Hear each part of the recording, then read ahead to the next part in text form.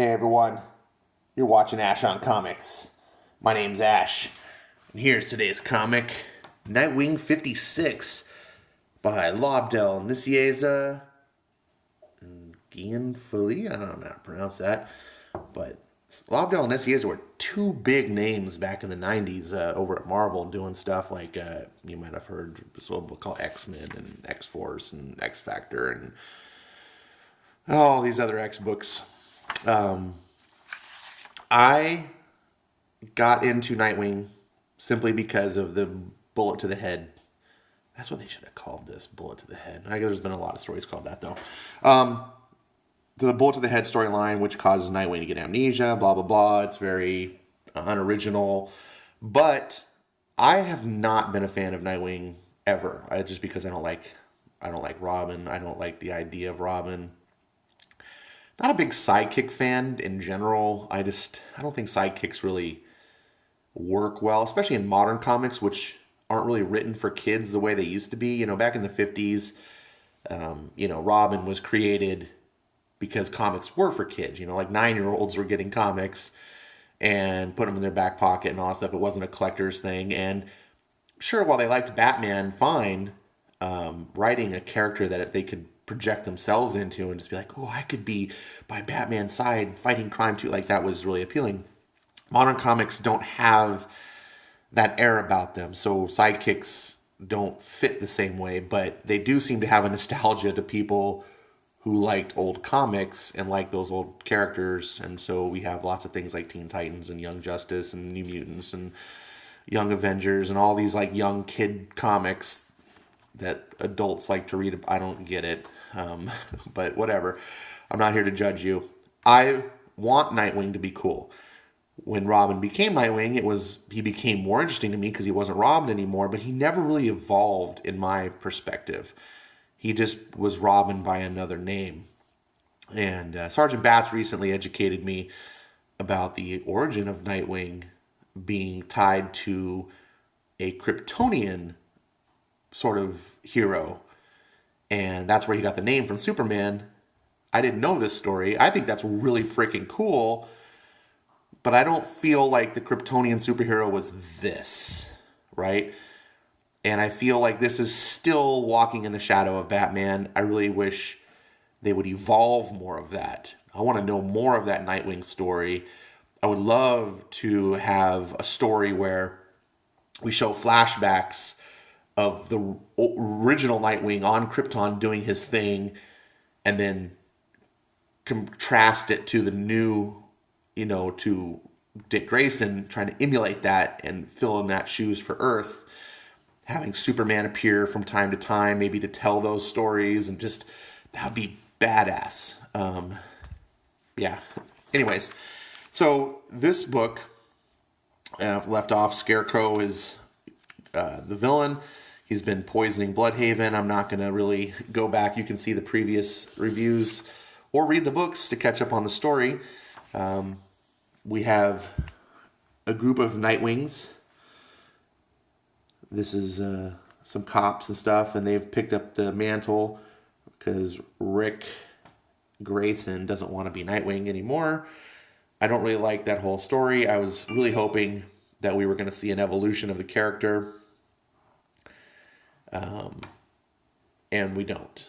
It really seems like DC is trying to just use this storyline to go away from Dick Grayson. And I'm going to bet money that that's a Dan Didio decision, and they want to make him Rick Grayson. And I just think this is a stunt. It's smoke and mirrors. And we're going to see Rick Grayson go back to being Nightwing, just like before, essentially, but now with Rick Grayson. And it's just, this was all just, look over here while I do my magic hocus pocus over here, and you don't see what I was trying to do, and it's a missed opportunity to me. However, there is some redeeming factor in this book, which I really enjoyed. All right, sorry about the cut off there. I had to splice this together, with my awesome video editing skills. So we see the Nightwing team getting overwhelmed. They're in over their head fighting an actual supervillain. And Rick, God, I hate calling him that. I want to enjoy your stories, but you have to do this nonsense to appeal to, I don't know, who are you appealing to? No one wants him, Rick. It's just a social agenda bullshit. But he's like, walk away. This doesn't concern you. The Nightwings are on this. I'm not afraid of you. And they're sort of getting their ass kicked. Sis, no. And I'll just kind of fast forward. You kind of get the idea. There's a cool scene here where one of them is just like, you filthy sack of straw. If anything happened to her, I'm afraid you need to worry about yourself.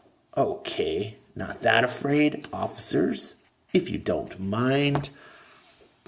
Pop, pop, pop, pop, pop. And you just see the horror in their eyes as their buddy gets shot and goes down by these cops under Scarecrow's control.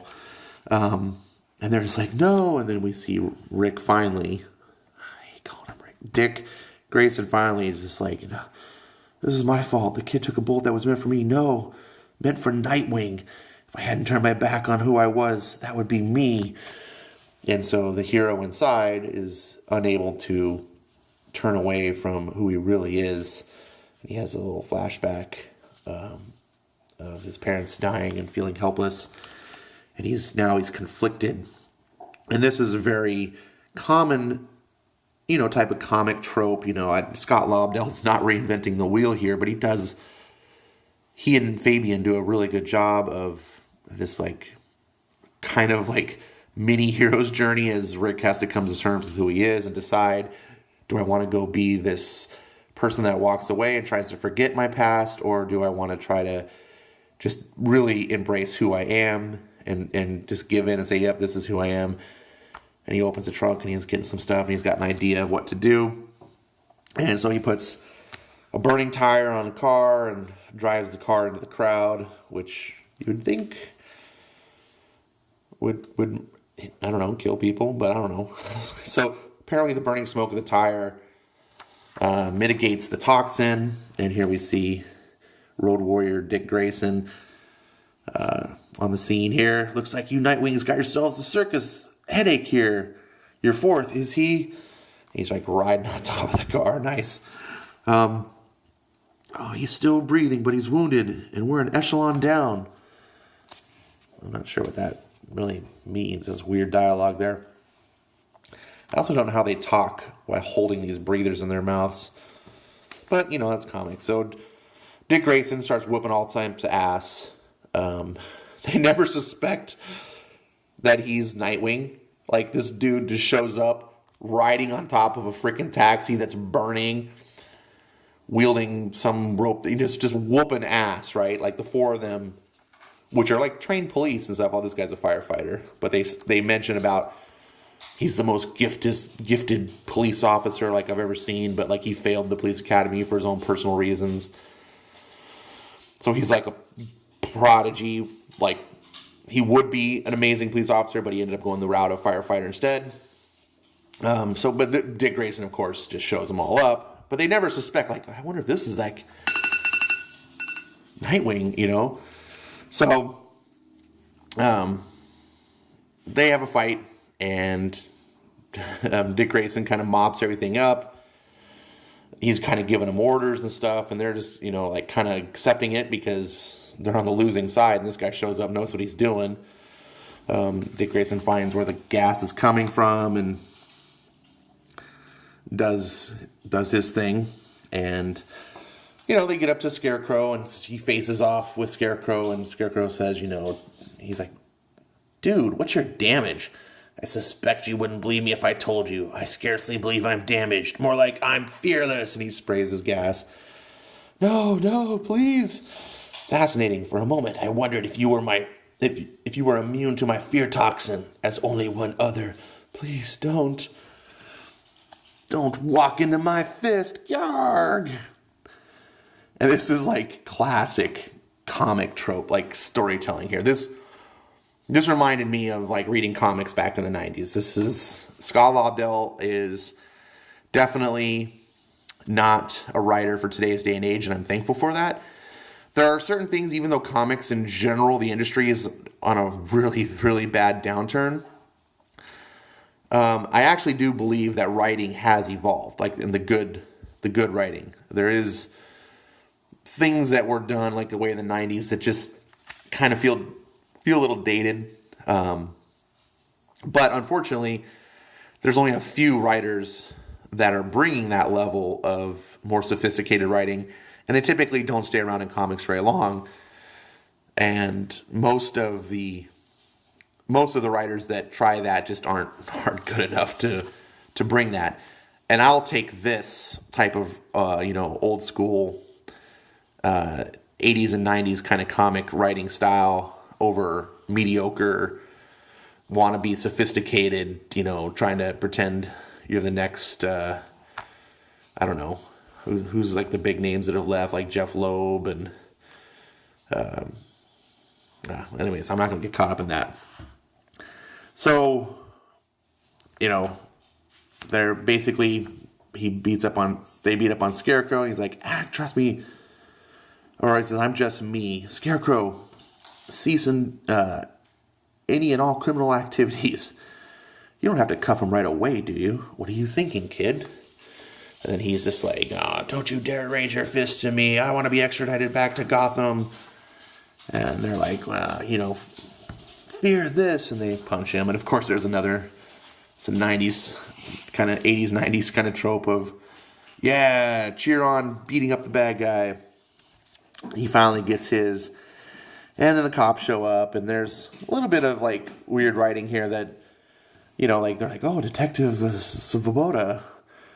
Like, you're trying to maintain your secret identity, but you're addressing her like you're familiar with her. And, of course, she just doesn't even acknowledge that. She's just like, you wannabes, blah, blah, blah. Like, she just... So the dialogue was a little weird for me there, but it's not. That's just kind of nitpicking.